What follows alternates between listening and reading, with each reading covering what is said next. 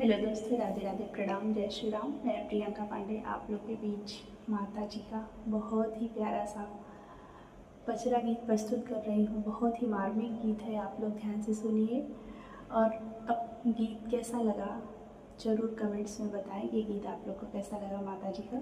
चलिए शुरू करते हैं।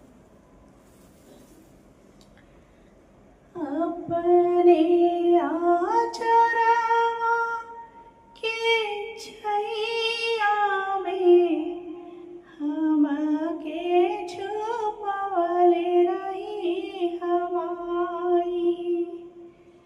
अपने आचरवा के छैया में हमके छुपवले रही हमाई। मुश्किल भरल ई डगरिया में रहिया देखवले रही हमाई। मुश्किल भरल ई डगरिया में रहिया देखवले रही हमाई।